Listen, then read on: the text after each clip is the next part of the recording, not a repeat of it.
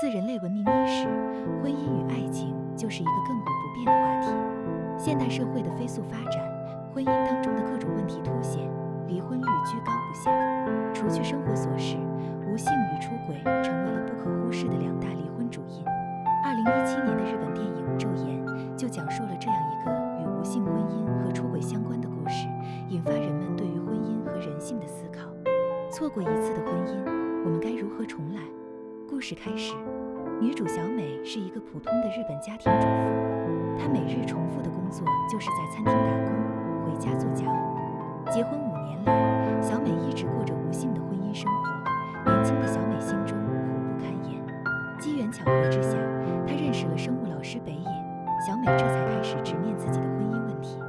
蓬乱的头发，T 恤背包，木讷少言，北野看起来就像个纯情的大学生，与出轨2字怎么也沾不上边。他的妻子李子是一个漂亮但又强势的女讲师。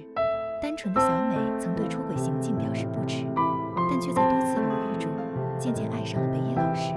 在妻子强势之下，北野也开始享受与小美在一起轻松自在的时光。饮食男女终不能免俗，小美与北野越过了雷池，她终于再次感受到了女人被爱呵护的滋味。2人决定各自离婚相守在一起，却遭到了各自另一半疯狂的反对。最终2对夫妻签下协议，约定小美与北野不得再有任何联系。镜头一转，3年后，小美与丈夫离了婚，心灰意冷的她离开了东京，来到了无人认识的海滨城市三邦市。小美找到一家海边的餐馆应聘服务员，简单的交谈后，店长同意她留下。接下来的日子就这么平平淡淡的过着。就在小美以为自己已经完全放下了北野时，却在餐桌上看到了一张印有北野名字的宣传单。顿时，恋爱的甜蜜好像又近在眼前。那天，小美还是去了，只看看他就回去，小美这么告诉自己。但北野却还是看到了她，2个人四目相对那一刻，他还是心动了。讲座结束后，小美独自去森林看萤火虫。也许是因为北野的专业就是研究萤火虫，小美记得刚刚她在讲座上有提到过可能会来这里，她还是期待能见到他。等了好久也没见到人，失望的她只好踏上了归程。结果却在回家的路上看到了路边的北野，但是客车没有停下，即使2个人拼命的想要跑向对方，这次他们还是错过了。回到家里，小美怎么也睡不着，就来到餐馆。店长的妻子去世了，也许是日久生情，他向小美表白，可小美却早已心有所属。第2天，她再次来到了萤火虫森林，这一次她终于看到了北野。但是分手的时候，他们跟北野的妻子签过保证书，2个人不能见面，即使见面也不能说话，不能交换联系方式。小美就想到一个办法，说自己在自言自语，北野也是。从那之后，他们约定每周都来这里见1次面，但只是寻找萤火虫，不做任何交谈，也没有任何身体接触，更没有交换联系方式。有多压抑就有多渴望，2个人心中关于爱情的火焰越发的猛烈。于是他们开始在列车的玻璃上写字进行交流。但北野毕竟已经结婚了，他和小美都明白，再这么见下去肯定又要出事。这天，2个人决定就在森林分手，可想着既然是最后一次见面，就想跟对方再多待一会儿。于是北野坐到了小美身边。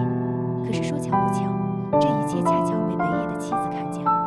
3个人来到一间酒店，李子很生气，他们违反了之前的承诺，并借此狠狠地羞辱了小美一番。小美难堪地逃离了酒店，北野跟着追了出去。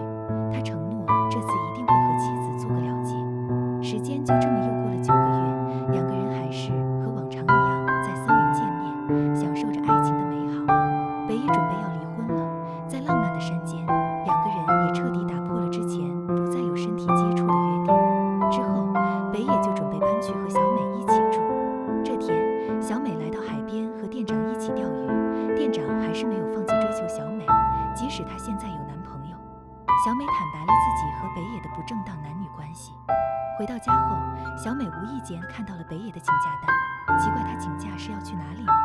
但是等北野回到家，他还是装作什么都不知道。之后，北野便会经常晚回家，总说自己有研究会。这天，小美终于忍无可忍，她要去了解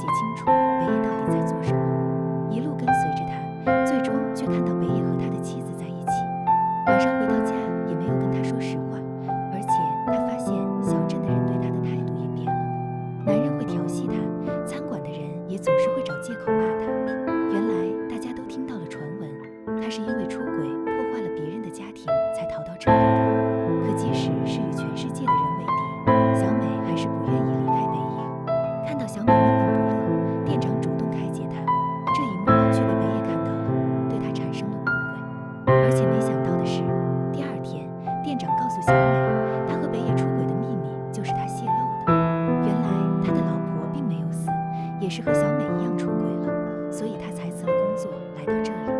他这么做只是为了惩罚小美，他们自以为是的爱情换来的只是对别人的伤害。北野回家时看到小美的帽子在店长的车上，但小美却隐瞒了，说她一个人去了海边。北野认为小美在骗他，小美却以为北野背着自己私下偷偷和妻子见面，还是忘不了他，才不想和自己结婚。北野怪小美不理解自己的处境，而经历过2次不正当的恋爱，两个人内心早就充满了怀疑和不信任。第2天醒来时，小美发现北野睡在客厅，手上还有伤口。她要把问题搞清楚，于是她找到北野的妻子，却发现李子的腿摔伤了。原来北野来送离婚协议书的时候，知道她腿受伤了，所以才来帮忙照顾。他告诉小美，自己会尽快和北野办好离婚手续。了解了爱人的心意，小美迫不及待地来萤火虫森林找他，而北野也找店长说清楚了。一想到再过一段时间，他们就可以不用顶着小三的名头，光明正大的在一起了，两个人又恢复了往日的甜蜜。北野来到店里，为小美买了戒指。他和小美约定明天就去登记，之后再举行一场只属于他们的婚礼。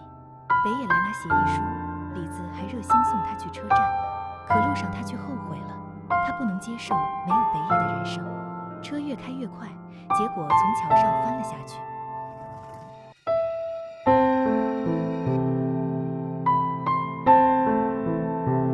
而此时的小美正穿着名为昼颜的婚纱，等着北野回来，可最终看到的却是爱人冰冷的尸体。坐在副驾驶的北野当场死亡，而驾车的李子侥幸捡回了一条命。崩溃的小美想卧轨结束自己的生命，而躺在铁轨上的时候，一只萤火虫飞到了她的手指上，莹莹闪着微光，就像是替北野给小美戴上了一枚结婚戒指。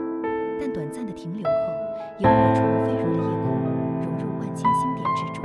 小美突然感受到了一个小生命在自己的身体里孕育，绝望的小美有了重新活下去的勇气，并将为了这个小生命而变得强大。她将用余生来抚育她和北野的这个孩子。该片是2014年电视剧《昼颜》的续集。有网友认为，这部电影讲述的不过是一对男女出轨偷情的故事，非要把出轨的龌龊拍得如此清新高尚，简直就是在推崇和引导不伦的情感。导演西谷宏也由此被陷入话题漩涡。为此，西谷宏回应，这绝对不是一个讲述出轨的电影，并非在推崇和引导不伦的情感。电影版《昼颜》是以摆脱不幸婚姻和突破道德禁锢为切入点，通过多条情感线的细腻展现，聚焦当下不同爱情现状和婚姻观，探讨现代人如何应对婚姻围城、处理两性关系等问题，从内心出发寻找爱情的本质。这也是影片更具有社会意义的关键所在。